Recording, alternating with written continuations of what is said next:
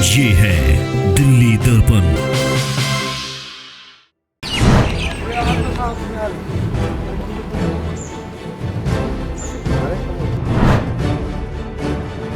प्रकार से राजेंद्र नगर में जो इंसिडेंट हुआ था उससे हमने अवगत भी कराया और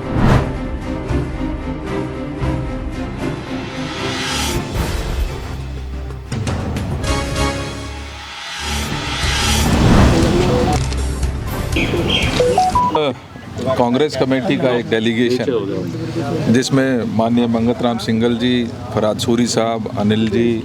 जय किशन जी और बलसवा डेयरी से हमारे कुछ साथी यहाँ पहुँचे थे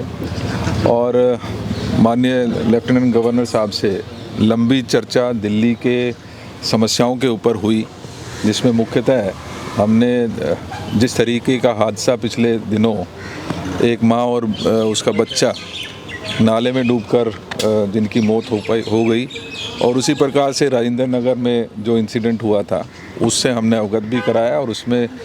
पहले से जो सीबीआई की इंक्वायरी चल रही है उसको एक्सपेडाइट करने के लिए और जो असली कल्प्रिट्स हैं,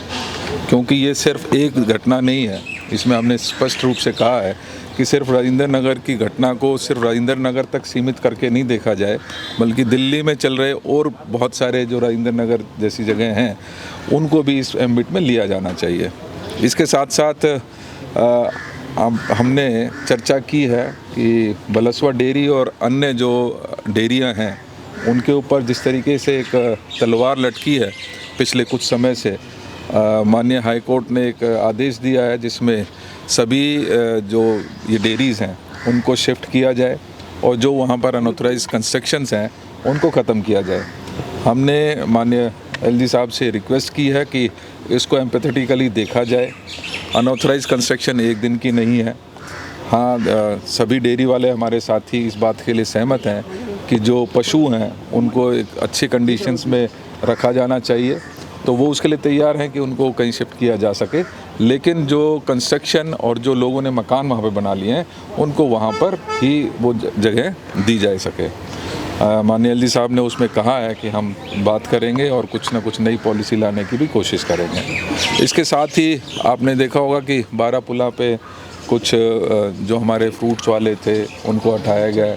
उनकी रीलोकेशन के लिए उनको, क्योंकि वो जो हमारा वेंडर्स एक्ट है उसके तहत कवर्ड थे, तो उनको भी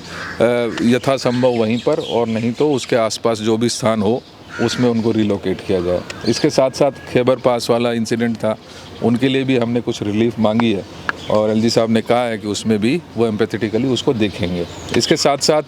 जैसा आपको मालूम है कि अपने सुल्तानपुरी में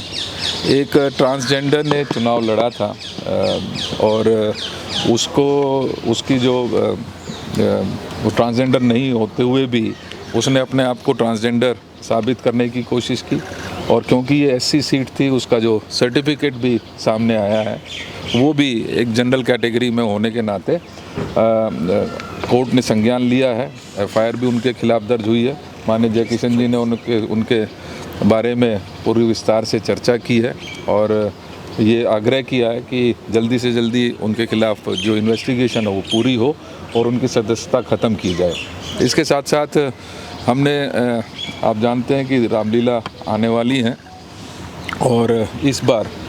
कुछ जो रेट्स हैं